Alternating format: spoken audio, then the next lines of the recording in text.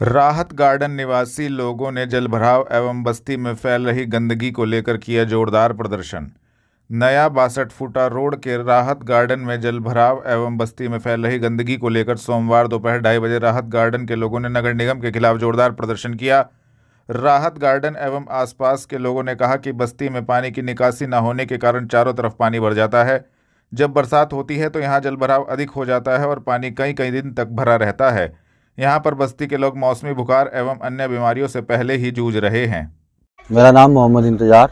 क्या समस्या है आपके यहाँ पर? सर यहाँ पर देख सकते हैं कितने पानी भरा हुआ है। 10 बार जो है यहाँ पर नगर निगम से जो है ट्यूबवेल लग चुका है, इतना पानी भरा हुआ है जिसकी वजह से यहाँ चारों तरफ गंदगी है, मच्छरों का माहौल है, बच्चे रोज़ बीमार हो रहे हैं, बहुत ज़्यादा परेशानी है जिसमें हम टैक्स भी देते हैं। ठीक है जी, बहुत परेशानियां हैं, चारों तरफ गंदगी है, बाहर रोड तक पहुँचे। तो इसके लिए तुमने अपने पार्षद से या नगर निगम? पार्षद से हमने संपर्क किया है। पार्षद से जब संपर्क करते हैं तो यहाँ पे ट्यूबवेल आ गया है, बाकी और कोई सुविधा नहीं है। रोड सड़कें या कोई चीज ना कोई सड़कें हैं, ना कुछ नहीं है, सब कच्चा रोड पड़ा है चारों तरफ, बहुत परेशानी है। पानी भरा था उस दौरान क्या कीड़े सांप क्या यहाँ पे कम से कम 15-20 सांप हम यहाँ पे मार चुके हैं और बच्चों का आने जाने के जो है जनजीवन बिल्कुल अस्त व्यस्त हुआ पड़ा है, बिल्कुल भी ना इधर जा सकते हैं ना इधर जा सकते हैं। कुल मिला के पूरी चारों तरफ पानी है। चारों तरफ से पानी ही पानी है। तो कहाँ से आ रहा है ये पानी? ये पानी नहर का आ रहा है, खेतों से होते हुए हमारी कॉलोनी में भर रहा है। तो क्या मांगे आप? क्या मांगे? हमारी मांग है हमारे रोड दुरुस्त हो जाएं, ये जितना भी पानी भरा हुआ है ये खत्म हो जाए। यहाँ पे टैक्स भी दे रहे हैं, चारों तरफ परेशानी का अंबार लगा हुआ है। आपका नाम? मेरा नाम साजिया है। साजिया, क्या समस्या है यहाँ पर? यहाँ पे नहर का बहुत ज़्यादा पानी है और ना यहाँ पे लाइट है ना सड़कें हैं। हम बहुत परेशान हैं, हमारे बच्चे स्कूल नहीं जा पाते, हम बाहर से सामान नहीं ला पाते, हम बहुत परेशान हैं तो बहुत ज़्यादा। नगर निगम में है? जी नगर निगम में है ये कॉलोनी। किससे किया आपने? इसकी शिकायत हमने पार्षद से की, हमें कोई भी मतलब सोल्यूशन कुछ नहीं मिल रहा। अब जैसे पानी भरा है, गंदगी बहुत ज्यादा है, मच्छर है, सांप बिच्छू हर तरीके से कीड़े मकोड़े निकल रहे हैं सर, बच्चे बीमार है हमारे। और टैक्स बेखूबी आ रहा है, यहाँ पे टैक्स कह का ले रही है फिर सरकार, जब यहाँ पे लाइट नहीं है और वोटिंग करने आ जाएंगे फिर कहे कि हम वोट देवें। बताइए, कुल मिला के परेशानी कम नहीं? अब भी 4000 का टैक्स आया हमारे घर पे, फिर कहे का टैक्स दे, जब लड़के सड़कें नहीं है और ना लाइट है यहाँ पे, फिर किस चीज का टैक्स ले रही सरकार? मच्छर वगैरह हो रहा, मच्छर।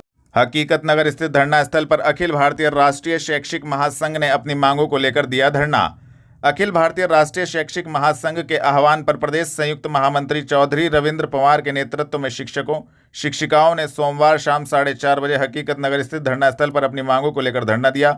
इसमें उन्होंने बताया कि सभी सेवारत शिक्षकों के लिए उनकी नियुक्ति की तिथि चाहे जो भी रही हो, शिक्षक पात्रता परीक्षा को अनिवार्य कर दिया गया है। इस निर्णय ने देश के लाखों शिक्षकों की सेवा, सुरक्षा और आजीविका को संकट में डाल दिया है। तलवार आप तुझे झुकना होगा क्योंकि अब राष्ट्रीय शैक्षिक संघ के पदाधिकारियों ने बगावत कर दी है। झुकना पड़ेगा इस तरह सरकार को, ऐसे नियमों को बदलना पड़ेगा। शिक्षकों के ऊपर जो कोर्ट का एक डिसीजन आया है जिसमें टीटी की अनिवार्यता कर दी गई है, उसके संबंध में आज आदरणीय प्रधानमंत्री जी को ज्ञापन का कार्यक्रम रहेगा। जिला इकाई से लेकर के ब्लॉक इकाई तक आप लोगों को बहुत धन्यवाद करता हूं। लगे हैं सेवाओं को पूरा करके लगे, जो सेवाएं उस टाइम पे थी। हृदय से नमन करते हैं 2011 के बाद में टीटी लागू की गई, 2011 टीटी नहीं थी। कुछ हमारे साथी इंटर करके बीए करके बीटीसी करके विजिट बीटीसी करके वो सभी बिना टैक्स के लगे। तो आज कहीं ना कहीं लगभग उत्तर प्रदेश में नहीं पूरे देश में 20 लाख परिवारों पर आदरणीय प्रधानमंत्री से मांग करते हैं कि जो ये कानून सुप्रीम कोर्ट के द्वारा पारित किया गया है इसमें अध्यादेश ला करके या पुनर्विचार याचिका करके इसे समाप्त किया जाए। रजनीश सागर, जिला मंत्री राष्ट्रीय शैक्षिक महासंघ। आज हम लोग हमारे जो पूरे भारत में हमारा जो संगठन है उसके आह्वान पर प्रत्येक जनपद में आज की डेट में प्रत्येक जनपद पर कार्यक्रम हो रहा है। टीईटी की जो अनिवार्यता की है, क्योंकि पहले जो हमारे शिक्षक उस समय की जो अनिवार्य थी, जो भी शैक्षिक उनकी समझ थी, उन सब जितनी भी योग्यता है उन सभी योग्यताओं को पूरा करने के बाद वो सब नियुक्त किए थे। लेकिन आज क्या हो रहा है कि जो नियम बना दिया कि जो पुराने शिक्षक है वो कैसे करेंगे, क्योंकि 2011 के बाद जो शिक्षक नियुक्त हुए हैं उनको टेट, वो सब टेट पास हैं, वो योग्यता के आधार पर हैं। जब कोई नियम उस समय था वो नियम पूरा किया हुआ था।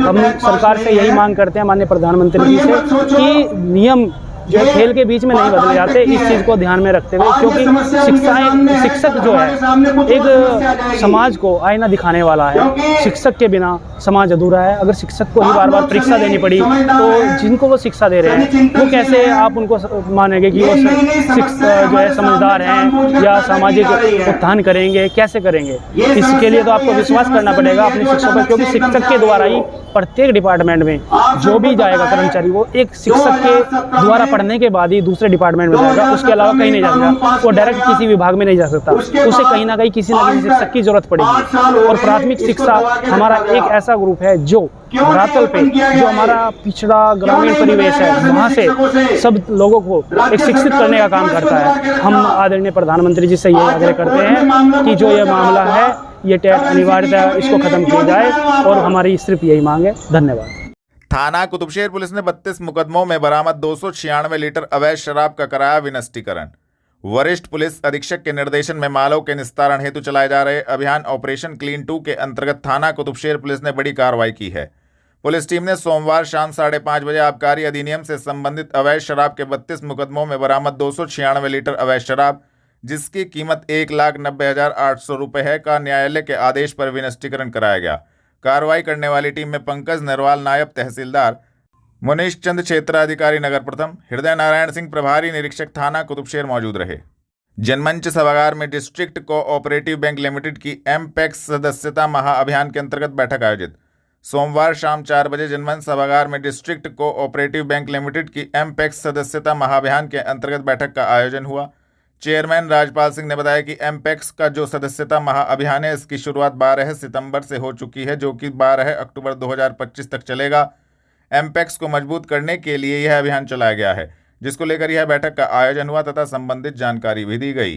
क्या कार्यक्रम है? आपका शुभ नाम और क्या कहना है? मेरा नाम चौधरी राजपाल सिंह, चेयरमैन हूँ डिस्ट्रिक्ट कोऑपरेटिव बैंक सहारनपुर।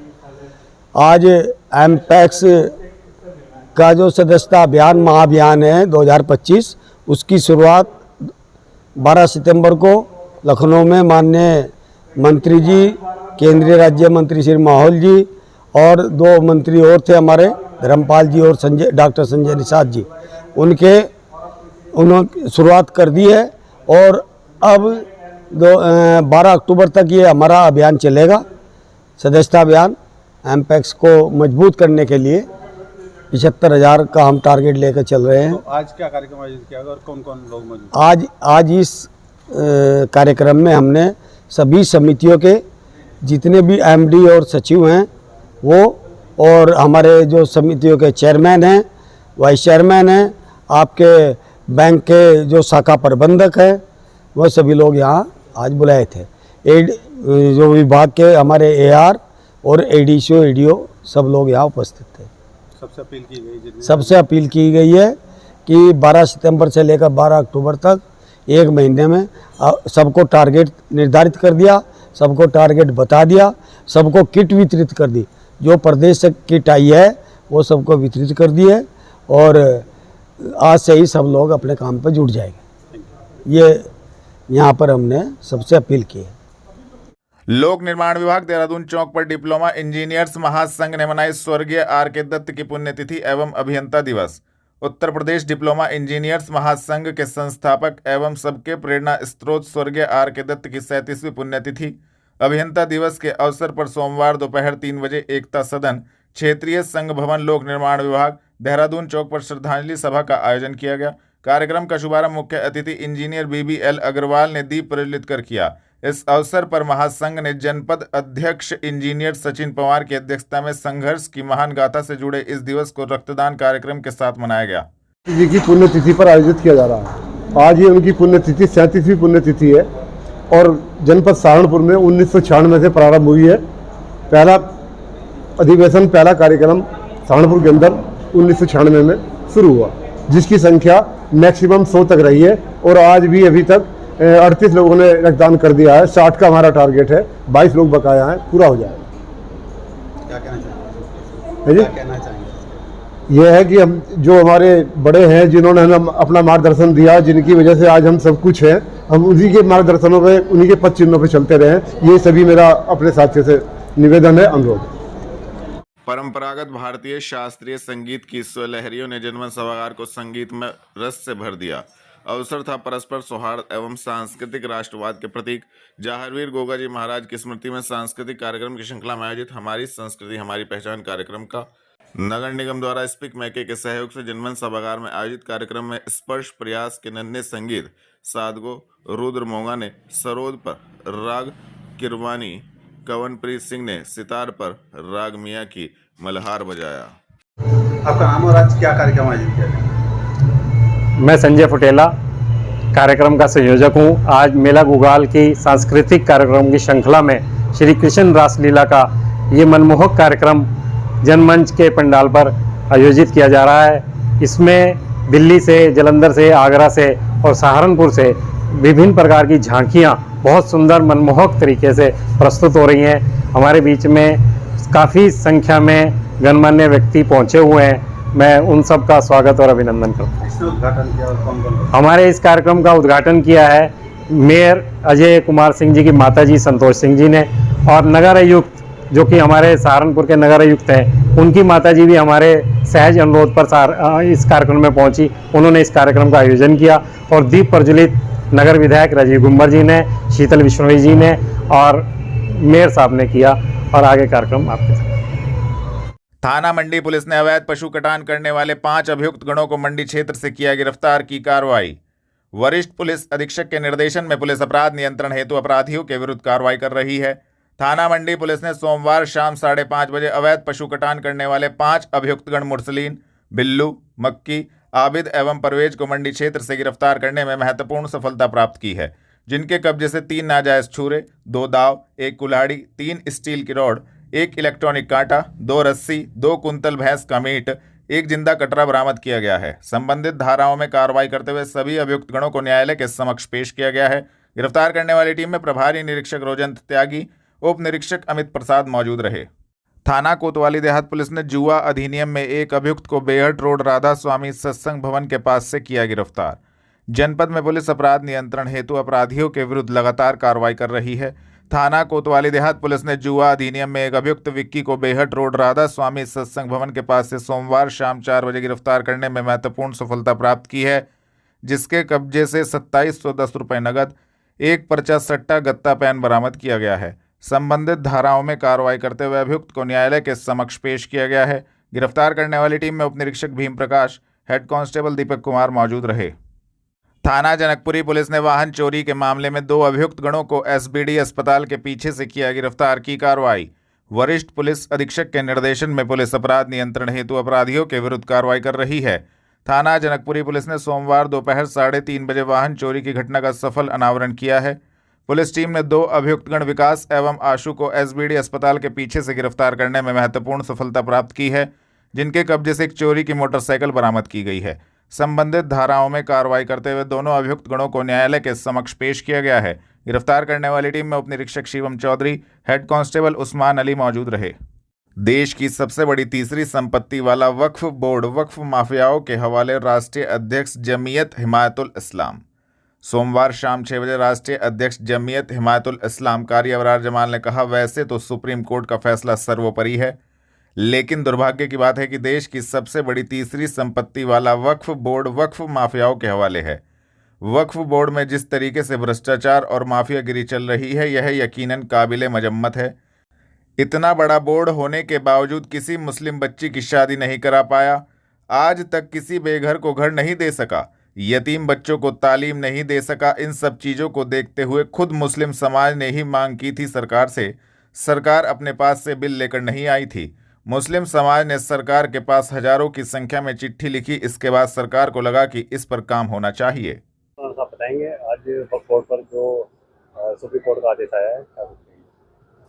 देखिए, वैसे तो सुप्रीम कोर्ट का फैसला सर्वोपरि है, लेकिन दुर्भाग्य की बात यह है कि देश की सबसे बड़ी तीसरी संपत्ति वाला वक्फ बोर्ड आज वक्फ माफियाओं के हवाले है और भ्रष्टाचारियों के हवाले है। पूरे वक्फ बोर्ड में जिस तरीके से भ्रष्टाचार और माफियागिरी चल रही है, यकीनन ये काबिल मजम्मत है।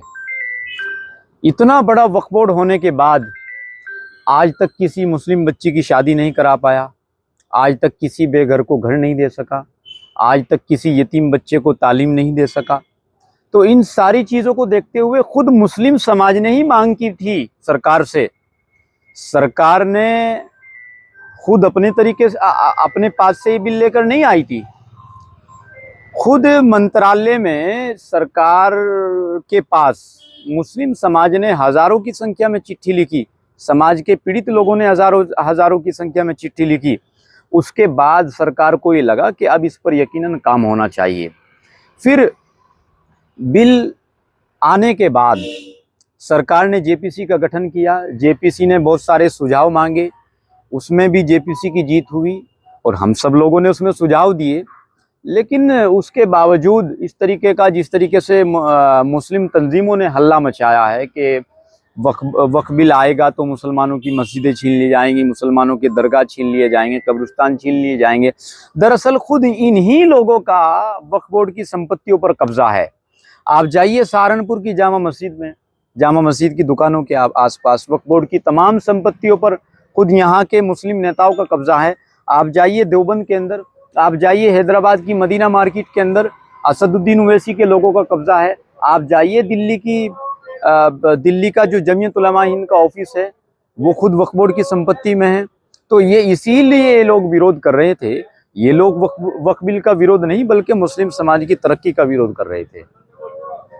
राम भद्राचार्य हैं जो धर्मगुरु हैं, उनका भी एक बयान सामने आया। उन्होंने कहा है कि जब भी मैं यूपी की तरफ देखता हूँ मुझे ऐसा लगता है कि जैसे मिनी पाकिस्तान है। देखिए, उत्तर प्रदेश देश का सबसे बड़ा राज्य है और यहाँ की आबादी जिस तरीके से बड़ी तेज़ी से बढ़ रही है तो उसको देख कर के लगता है कि कुछ दिनों के बाद